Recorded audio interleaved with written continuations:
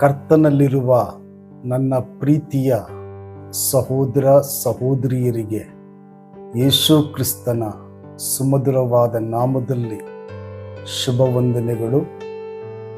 ಸತ್ಯ ಸಂದೇಶ ಎಂಬ ಆತ್ಮೀಕ ಕಾರ್ಯಕ್ರಮಕ್ಕೆ ನಿಮ್ಮೆಲ್ಲರನ್ನ ಆತ್ಮೀಯವಾಗಿ ಸ್ವಾಗತಿಸುತ್ತೇನೆ. ಕರ್ತನಾದ ಯೇಸು ಕ್ರಿಸ್ತನ ಆಶೀರ್ವಾದ ನಮ್ಮೆಲ್ಲರ ಮೇಲೆ ಸದಾಕಾಲ ಇರಲಿ. ಸ್ವಲ್ಪ ಕಾಲ ಜೀವವುಳ್ಳ ವಾಕ್ಯಗಳನ್ನು ಧ್ಯಾನಿಸಿ ಆತ್ಮೀಕವಾಗಿ ಬಲಹೊಂದಿ ಕ್ರಿಸ್ತನಿಗಾಗಿ ಸಾಕ್ಷಿಯಾಗಿ ಜೀವಿಸೋಣ. ದೇವರು ನಮಗೆ ಸಹಾಯ ಮಾಡುತ್ತಾನೆ. ಈ ಸಮಯದ ಧ್ಯಾನಕ್ಕೋಸ್ಕರವಾಗಿ 18ನೆಯ ಸಂಕೀರ್ತನೆ 35ನೆಯ ವಚನವನ್ನು ನಾವು ಓದಿಕೊಳ್ಳೋಣ. ನೀನೇ ನನಗೋಸ್ಕರ ಗುರಾಣಿಯನ್ನು ಹಿಡಿದು ರಕ್ಷಿಸಿದ್ದಿ, ನಿನ್ನ ಬಲಗೈ ನನಗೆ ಆಧಾರ, ನಿನ್ನ ಕೃಪಾ ಕಟಾಕ್ಷ ನನಗೆ ದೊಡ್ಡ ಸ್ಥಿತಿಯನ್ನು ಉಂಟು ಮಾಡಿದೆ. ದೇವರಿಗೆ ಸ್ತೋತ್ರವಾಗಲಿ. 18ನೆಯ ಸಂಕೀರ್ತನೆ ದಾವೀದನಿಂದ ರಚಿಸಲ್ಪಟ್ಟಂತಹ ಒಂದು ಕೃತಜ್ಞತೆಯ ಸಂಕೀರ್ತನೆಯಾಗಿದೆ. ದಾವೀದನು ತನ್ನ ಬದುಕಿನಲ್ಲಿ ದೇವರು ಮಾಡಿದಂತಹ ಮಹತ್ಕಾರ್ಯಗಳನ್ನು ನೆನೆಸಿ ದೇವರಿಗೆ ಕೃತಜ್ಞತೆಯನ್ನು ತಿಳಿಸುತ್ತಾ ಈ ಕೀರ್ತನೆಯನ್ನು ಆತ್ಮಭರಿತನಾಗಿ ರಚಿಸಿದ್ದಾನೆ.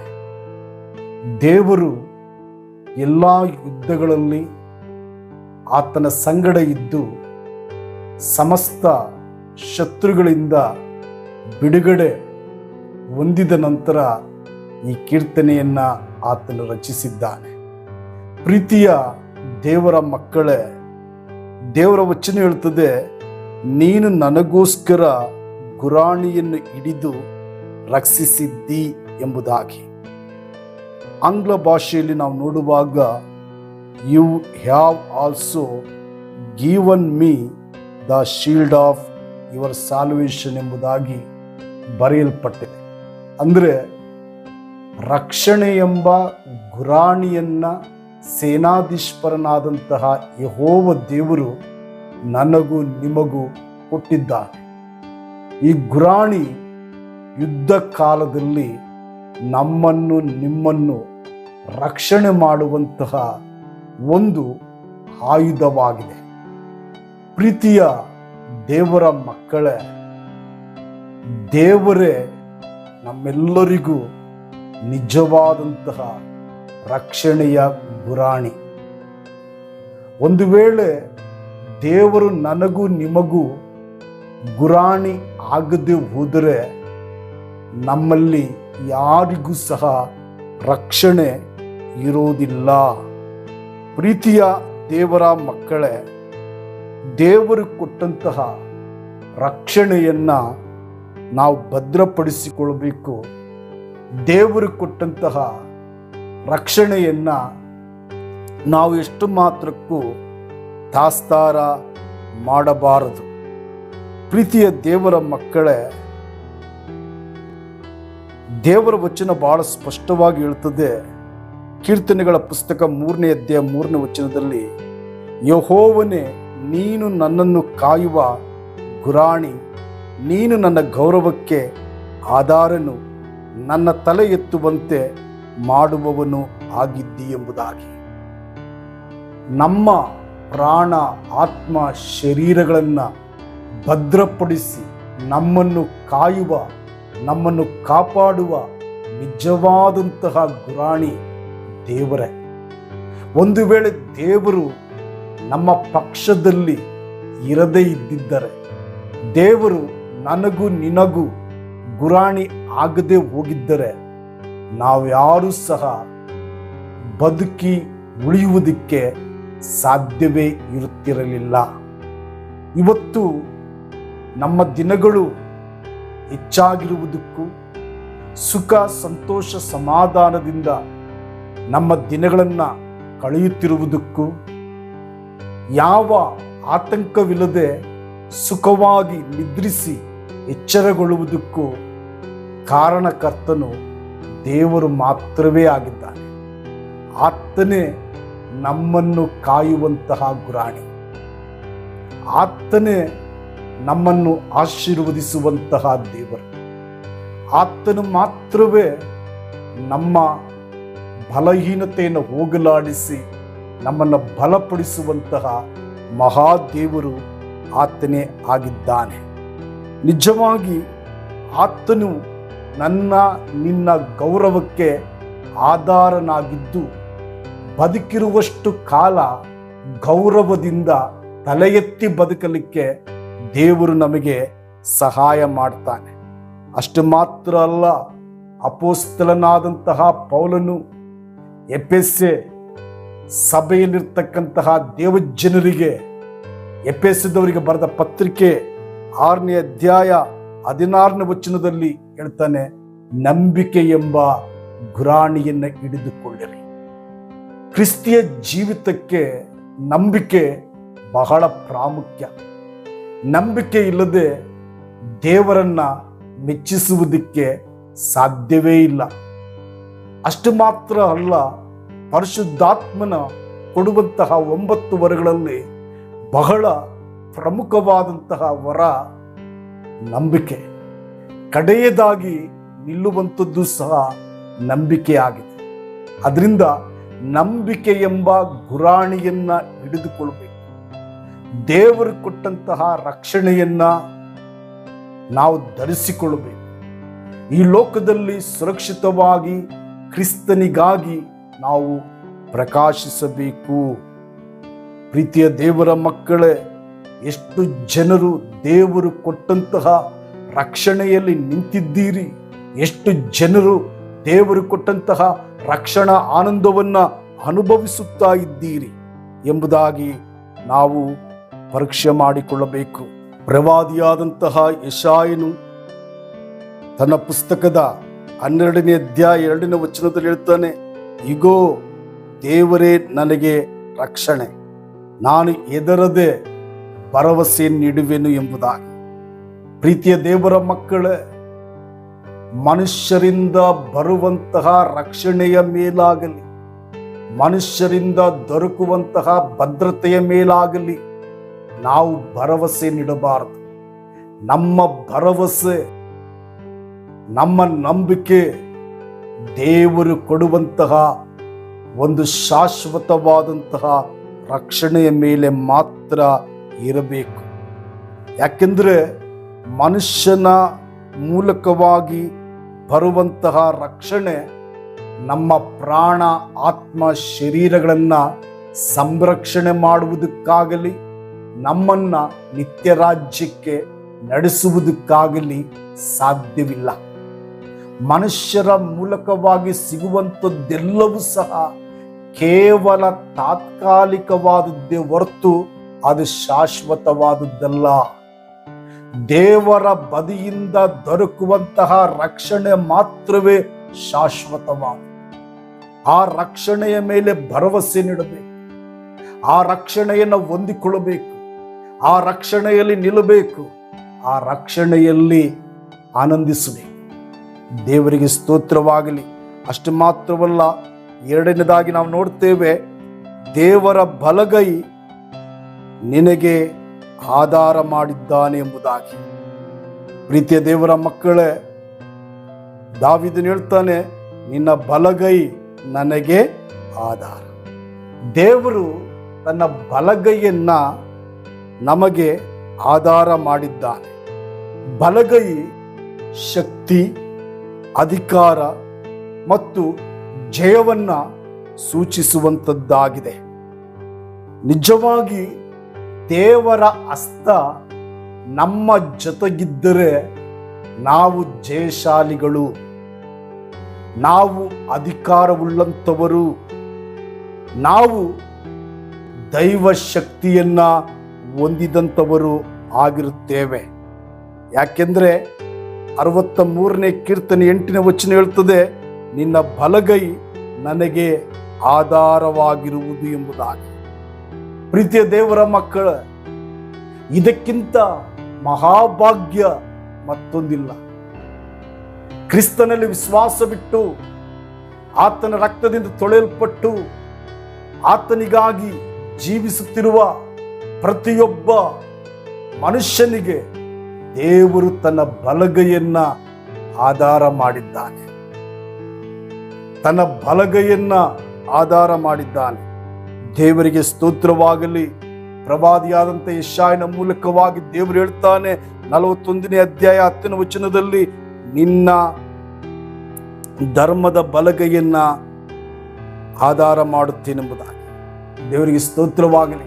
ನನ್ನ ಧರ್ಮದ ಬಲಗೈಯನ್ನ ನಿನಗೆ ಆಧಾರ ಮಾಡ್ತೇನೆಂಬುದಾಗಿ ಪ್ರವಾದಿಯಾದ ಯೆಶಾಯನ ಮೂಲಕವಾಗಿ ದೇವರು ವಾಗ್ದಾನ ಮಾಡಿದ್ದಾರೆ.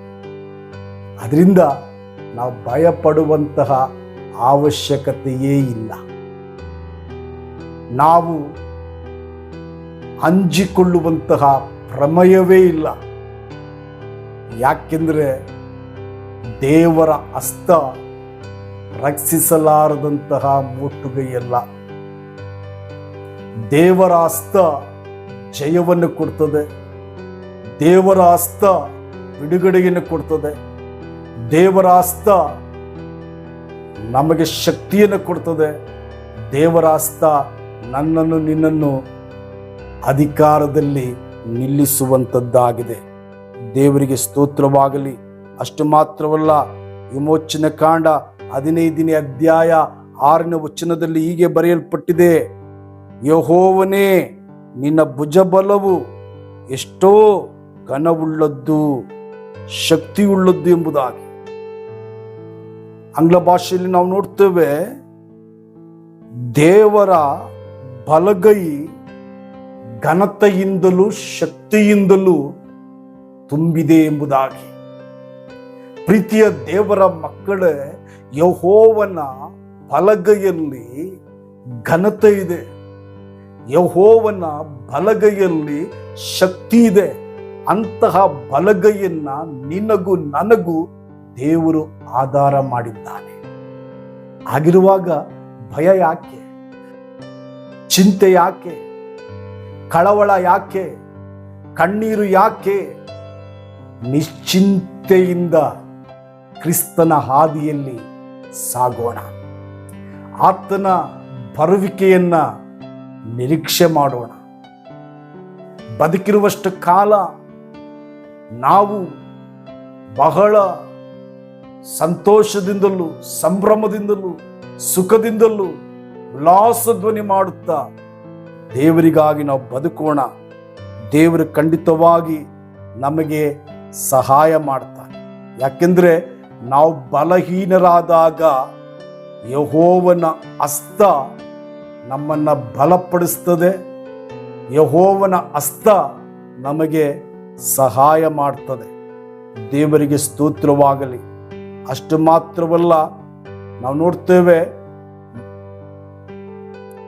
ದೇವರ ಕೃಪಾ ಕಟಾಕ್ಷ ನನಗೆ ದೊಡ್ಡ ಸ್ಥಿತಿಯನ್ನು ಉಂಟು ಮಾಡಿದೆ ಎಂಬುದಾಗಿ. ಪ್ರೀತಿಯ ದೇವರ ಮಕ್ಕಳೇ, ಈ ಕೀರ್ತನೆ 18ನೇ ಕೀರ್ತನೆ 35ನೇ ವಚನದಲ್ಲಿ 3 ಸಂಗತಿಗಳಿದೆ. ಒಂದು, ದೇವರು ರಕ್ಷಣೆ ಎಂಬ ಗುರಾಣಿಯನ್ನು ನಮಗೆ ಕೊಟ್ಟಿದ್ದಾನೆ. 2, ಆತನ ಬಲಗೈಯನ್ನ ನಮಗೆ ಆಧಾರ ಮಾಡಿದ್ದಾನೆ. 3, ಆತನ ಕೃಪೆ, ಆತನ ಕಟಾಕ್ಷ ನನ್ನನ್ನು ನಿನ್ನನ್ನು ದೊಡ್ಡವರನ್ನಾಗಿ ಮಾಡಿದೆ. ಅಂದರೆ ನನಗೂ ನಿನಗೂ ದೊಡ್ಡ ಸ್ಥಿತಿಯನ್ನ ಉಂಟು ಮಾಡಿದೆ ಎಂಬುದಾಗಿ. ಪ್ರೀತಿಯ ದೇವರ ಮಕ್ಕಳ, ನಿಜವಾಗಿ ದೇವರಲ್ಲಿ ಇರ್ತಕ್ಕಂತಹ ಸೌಮ್ಯತೆ, ದೇವರಲ್ಲಿ ಇರ್ತಕ್ಕಂತಹ ಕನಿಕರದ ಸ್ವಭಾವ, ದೇವರಲ್ಲಿರ್ತಕ್ಕಂತಹ ಮಹಾದಯೆ ನನ್ನನ್ನು ನಿನ್ನನ್ನು ದೊಡ್ಡವರನ್ನಾಗಿ ಮಾಡಿದೆ. ದೇವರಿಗೆ ಸ್ತೋತ್ರವಾಗಲಿ. ಪ್ರೀತಿಯ ದೇವರ ಮಕ್ಕಳೇ, 103ನೇ ಕೀರ್ತನೆ 13ನೇ ವಚನ ಹೇಳ್ತದೆ, ತಂದೆಯು ಮಕ್ಕಳನ್ನು ಕನಿಕರಿಸುವಂತೆ ಯೆಹೋವನು ತನ್ನಲ್ಲಿ ಭಯಭಕ್ತಿ ಉಳ್ಳವರನ್ನ ಕನಿಕರಿಸುತ್ತಾನೆ.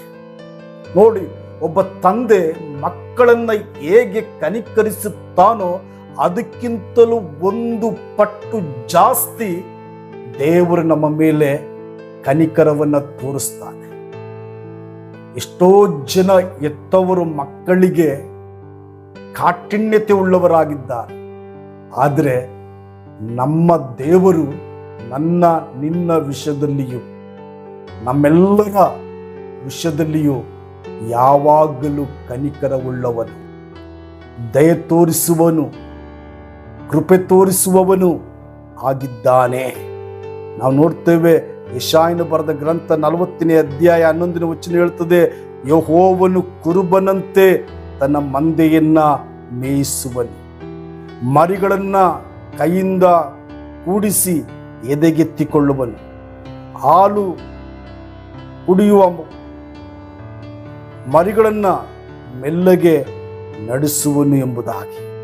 ಪ್ರೀತಿಯ ದೇವರ ಮಕ್ಕಳೇ, ಒಬ್ಬ ಕುರುಬನು ಹೇಗೆ ಮಂದೆಯನ್ನು ನಡೆಸ್ತಾನೋ, ಹೇಗೆ ಮಂದೆಯ ಮೇಲೆ ಕನಿಕರವನ್ನು ಇಡುತ್ತಾನೋ, ಹೇಗೆ ಮಂದೆಯನ್ನು ಪ್ರೀತಿಸ್ತಾನೋ, ಹೇಗೆ ಮಂದೆಯಲ್ಲಿನ ಪ್ರತಿಯೊಂದು ಕುರಿಗಳನ್ನ ಆತನು ಭದ್ರಪಡಿಸ್ತಾನೋ, ಹಾಗೆ ದೇವರು ನನ್ನನ್ನು ನಿನ್ನನ್ನು ನಡೆಸುವಂತವನಾಗಿದ್ದಾನೆ.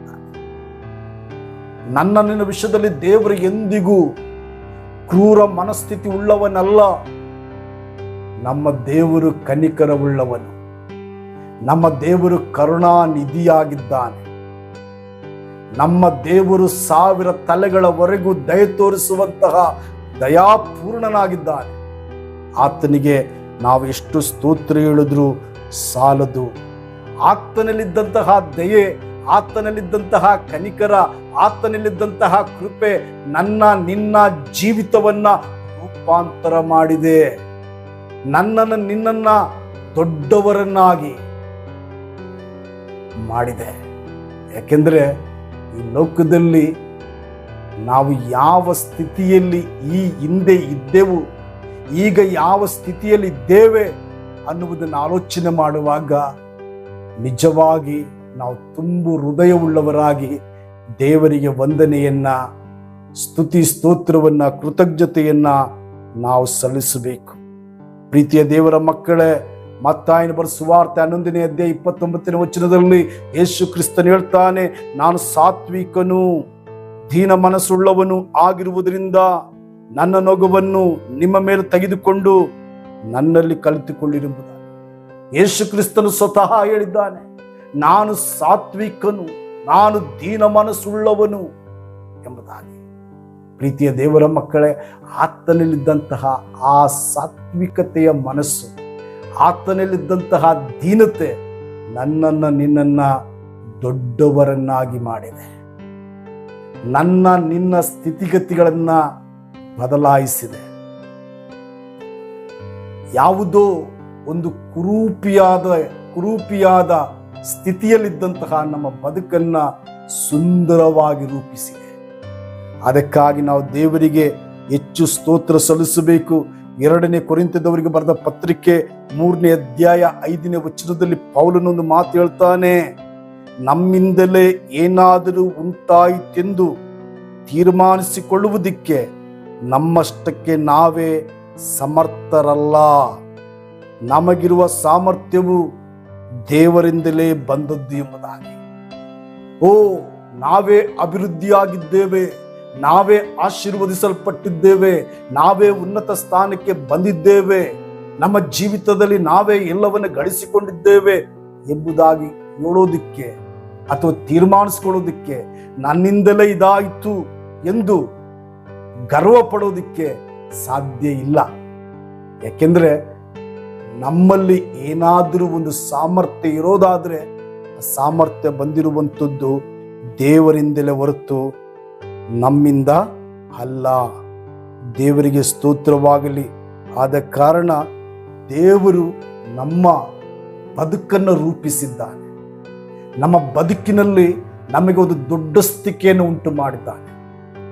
ಜನರು ನಮ್ಮನ್ನು ಗಮನಿಸಿ ನೋಡುವ ರೀತಿಯಲ್ಲಿ ನಮ್ಮ ಬದುಕನ್ನು ದೇವರು ಬದಲಾಯಿಸಿದ್ದಾನೆ. ಅದಕ್ಕಾಗಿ ನಾವು ದೇವರಿಗೆ ಸ್ತೋತ್ರ ಸಲ್ಲಿಸಬೇಕು. ಪ್ರೀತಿಯ ದೇವರ ಮಕ್ಕಳೇ, ನಿಜಕ್ಕೂ ಈ 18ನೇ ಸಂಕೀರ್ತನೆ 35ನೇ ವಚನ ಪ್ರಮುಖವಾಗಿ 3 ಸಂಗತಿಗಳನ್ನ ನಮಗೆ ಕಲಿಸಿಕೊಡುತ್ತದೆ. ದೇವರು ತನ್ನ ರಕ್ಷಣೆಯ ಮೂಲಕ ನಮಗೆ ಭದ್ರತೆಯನ್ನು ಕೊಡ್ತಾನೆ. ದೇವರು ತನ್ನ ಶಕ್ತಿಶಾಲಿಯಾದ ಧರ್ಮದ ಬಲಗೈ ಮೂಲಕ ನಮಗೆ ಸಹಾಯ ಮಾಡ್ತಾನೆ.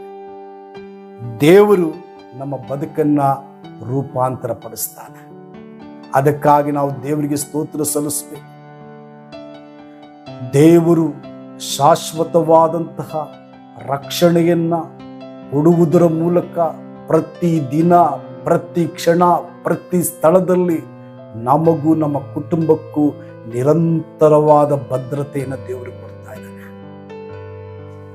ಅಷ್ಟು ಮಾತ್ರವಲ್ಲ, ತನ್ನ ಮಹಾಶಕ್ತಿಯುಳ್ಳ, ಘನತೆ, ಮಹತ್ವವುಳ್ಳ ಬಲಗೈಯನ್ನ ನಮಗೆ ಆಧಾರ ಮಾಡುವುದರ ಮೂಲಕ ಪ್ರತಿ ವಿಷಯದಲ್ಲಿ ದೇವರು ನಮಗೆ ಸಹಾಯ ಮಾಡ್ತಾ ಇದ್ದಾನೆ. ನಮ್ಮ ಜೀವಿತ ಕೆಟ್ಟು ಹೋಗದಂತೆ, ನಮ್ಮ ಬದುಕು ಅವಮಾನಕ್ಕೂ ಪರಿಹಾಸ್ಯಕ್ಕೂ ಗುರಿಯಾಗದಂತೆ ನಮ್ಮ ಬದುಕನ್ನ ದೇವರು ನಿರಂತರ ರೂಪಿಸುತ್ತಾ ಇದ್ದಾನೆ, ನಿರಂತರವಾಗಿ ಕಟ್ಟುತ್ತಾ ಇದ್ದಾನೆ. ಆತನಿಗೆ ಎಷ್ಟು ಸ್ತೋತ್ರ ಸಲ್ಲಿಸಿದರೂ ಸಾಲದು. ಆದ ಕಾರಣ ನಾವು ದೇವರಿಗೆ ಕೃತಜ್ಞತೆಯನ್ನು ಹೇಳೋಣ. ಕರ್ತನೇ, ರಕ್ಷಣೆ ಎಂಬ ಗುರಾಣಿಯನ್ನ ನನಗೆ ಕೊಟ್ಟಿರುವುದಕ್ಕಾಗಿ ನಿನಗೆ ಸ್ತೋತ್ರ. ನಿನ್ನ ಧರ್ಮದ ಬಲಗೈಯನ್ನ ನನಗೂ ನನ್ನ ಕುಟುಂಬಕ್ಕೂ ಆಧಾರ ಮಾಡಿದ್ದಕ್ಕಾಗಿ ಸ್ತೋತ್ರ. ಕ್ರಮವಿಲ್ಲದ ನನ್ನ ಜೀವಿತವನ್ನ, ಬರಿದಾದಂತಹ ನನ್ನ ಜೀವಿತವನ್ನ, ಕಡೆಗಣಿಸಲ್ಪಟ್ಟಂತಹ ನನ್ನ ಜೀವಿತವನ್ನ ನೀನು ರೂಪಿಸಿದ್ದಕ್ಕಾಗಿ, ಈ ಸಮಾಜದಲ್ಲಿ ಎಲ್ಲರೂ ಗಮನಿಸುವ ಹಾಗೆ ನನ್ನ ಬದುಕನ್ನು ಕಟ್ಟದ್ದಕ್ಕಾಗಿ ನಿನಗೆ ಸ್ತೋತ್ರ ಎಂಬುದಾಗಿ ಹೇಳಿ ನಾವು ದೇವರಿಗೆ ಕೃತಜ್ಞತೆಯನ್ನು ಸಲ್ಲಿಸಬೇಕು. ಅಷ್ಟು ಮಾತ್ರವಲ್ಲ, ದೇವರು ನಮಗೆ ರಕ್ಷಣೆ ಕೊಡ್ತಾನೆ, ದೇವರು ನಮಗೆ ಬಲಗೈಯನ್ನು ಆಧಾರ ಮಾಡಿದ್ದಾನೆ, ದೇವರು ನಮಗೆ ದೊಡ್ಡ ಸ್ಥಿತಿಯನ್ನು ಉಂಟು ಮಾಡಿದ್ದಾನೆ ಎಂಬ ನಂಬಿಕೆ ಹುಟ್ಟಿದೆ. ಕ್ರಿಸ್ತನ ಕೂಡ, ಪರಿಶುದ್ಧಾತ್ಮನ ಕೂಡ ನಾವು ಹೆಜ್ಜೆ ಇಡುವುದಾದರೆ ದೇವರು ನಿಶ್ಚಯವಾಗಿ ನಮಗೆ ಸಹಾಯ ಮಾಡ್ತಾನೆ. ದೇವರು ತಾನೇ ಈ ವಾಕ್ಯಗಳ ಮೂಲಕವಾಗಿ ನಮ್ಮನ್ನು ಆಶೀರ್ವದಿಸಲಿ. ನಮ್ಮ ಕಣ್ಣುಗಳನ್ನು ಮುಚ್ಚಿ ಕರ್ತನ ಸಮ್ಮುಖದಲ್ಲಿ ನಾವು ಪ್ರಾರ್ಥನೆಯನ್ನು ಮಾಡೋಣ. ಪರಿಶುದ್ಧನಾಗಿರುವಂತಹ ನಮ್ಮ ತಂದೆಯಾದ ದೇವರೇ, ನಿನ್ನ ಅತಿಶಯವಾದ ನಾಮಕ್ಕೆ ಸ್ತೋತ್ರ ಸ್ವಾಮಿ. ದೇವರೇ, ಈ ಸಮಯದಲ್ಲಿ ನಿನ್ನ ಆತ್ಮನ ಮೂಲಕವಾಗಿ ನೀನು ಕೊಟ್ಟಂತಹ ಆಲೋಚನೆಗಳಿಗಾಗಿ ಸ್ತೋತ್ರಪ್ಪ. ದೇವರೇ, ನಿನ್ನ ರಕ್ಷಣೆಯ ಮೂಲಕ ನಮಗೆ ಭದ್ರತೆ ಕೊಟ್ಟದ್ದಕ್ಕಾಗಿ ಸ್ತೋತ್ರ. ದೇವರೇ, ನಿನ್ನ ಶಕ್ತಿಯುಳ್ಳ, ಘನತೆಯುಳ್ಳ, ಮಹಿಮೆಯುಳ್ಳ ಅಪ್ಪ ನಿನ್ನ ಬಲಗೈಯನ್ನ ನಮಗೆ ಸಹಾಯ ಮಾಡುವುದಕ್ಕಾಗಿ, ಆಧಾರವಾಗಿಟ್ಟಿರುವುದಕ್ಕಾಗಿ ಸ್ತೋತ್ರಪ್ಪ. ಕ್ರಮವಿಲ್ಲದ ಬರಿದಾದ ನಮ್ಮ ಬದುಕನ್ನ ರೂಪಾಂತರಪಡಿಸಿ ನಮ್ಮ ಬದುಕನ್ನು ಸುಂದರವಾಗಿ ಕಟ್ಟದಕ್ಕಾಗಿ ಸ್ತೋತ್ರಪ್ಪ. ಇದನ್ನು ನೆನೆಸಿ ನಮ್ಮ ಜೀವಿತ ಕಾಲವೆಲ್ಲ ದೇವರೇ ಪೂರ್ಣ ಕೃತಜ್ಞತೆ ಉಳ್ಳವರಾಗಿ ಜೀವಿಸಲಿಕ್ಕೆ ಕೃಪೆ ಮಾಡಪ್ಪ. ದೇವರೇ, ಇನ್ನೂ ಹೆಚ್ಚಾದಂತಹ ಮಹತ್ಕಾರ್ಯಗಳನ್ನ ನೀನು ಮಾಡುವಂಥವನು ಎಂಬುದಾಗಿ ನಾವು ಮತ್ತಷ್ಟು ನಂಬಿಕೆನಿಟ್ಟು ಕ್ರಿಸ್ತನ ಮಾರ್ಗದಲ್ಲಿ ಮುಂದೆ ಹೋಗಲಿಕ್ಕೆ ಸಹಾಯ ಮಾಡಪ್ಪ. ನಿನ್ನ ಕೃಪೆಯನ್ನು ಅನುಗ್ರಹಿಸು, ನಡೆಸು, ನಿನ್ನ ಮಹಿಮೆ ಒಂದು ಸ್ವಾಮಿ. ಈ ವಿಡಿಯೋವನ್ನು ವೀಕ್ಷಣೆ ಮಾಡುವಂತಹ ಎಲ್ಲಾ ನಿನ್ನ ಜನರ ಮೇಲೆ ನಿನ್ನ ಆತ್ಮನ ಮಳೆಯನ್ನು ಸುರಿಸು ದೇವರೇ. ದೇವರೇ, ಸತ್ಯದ ವಾಕ್ಯಗಳಿಗೆ ಗಮನ ಕೊಟ್ಟಂತವರಾಗಿ ವಾಕ್ಯಗಳ ಪ್ರಕಾರ ಬದುಕುತ್ತಾ ದೇವರೇ ನಿನಗಾಗಿ ಜೀವಿಸುವ ಹಾಗೆ ನಿಮ್ಮ ಸ್ವರ್ಗೀಯ ಕೃಪೆಯನ್ನ ನಮಗೆ ಅನುಗ್ರಹ ಮಾಡು ಸ್ವಾಮಿ. ದೇವರೇ, ಯಾರಾದರೂ ಕಷ್ಟದಲ್ಲಿ, ಸಂಕಟದಲ್ಲಿ, ಬಲಹೀನತೆಯಲ್ಲಿ, ಹೋರಾಟದಲ್ಲಿ, ಅಸಮಾಧಾನದಲ್ಲಿ, ಅಸಂತೋಷದಲ್ಲಿ ಇರುವುದಾದರೆ ಈಗಲೇ ನಿನ್ನ ಬಲಗೈಯನ್ನು ಚಾಚಿ ಅಪ್ಪ ನಿಮ್ಮ ರಕ್ಷಣೆಯ ಗುರಾಣಿಯನ್ನು ನೀಡಿ ದೇವರೇ ಪ್ರತಿಯೊಬ್ಬರಿಗೂ ದೊಡ್ಡ ಸ್ಥಿತಿಯನ್ನು ಉಂಟು ಮಾಡಿ ಅವರ ಜೀವಿತವನ್ನು ಬದಲಾಯಿಸಿ ಆಶೀರ್ವದಿಸಿ ನಡೆಸು, ನಿನ್ನ ಕಾರ್ಯ ಮಾಡಿಸುವ ಹಾಗೆ ನೀನು ಮಾಡುವುದಕ್ಕಾಗಿ ಸ್ತೋತ್ರ. ಯೇಸು ಕ್ರಿಸ್ತನ ನಾಮದಲ್ಲಿ ಪ್ರಾರ್ಥನೆ ಮಾಡಿ ಹೊಂದಿಕೊಂಡಿದ್ದೇವೆ ನಮ್ಮ ತಂದೆಯೇ. ಆಮೇನ್, ಆಮೇನ್. God bless you. ದೇವರು ನಿಮ್ಮೆಲ್ಲರನ್ನು ಆಶೀರ್ವದಿಸಲಿ.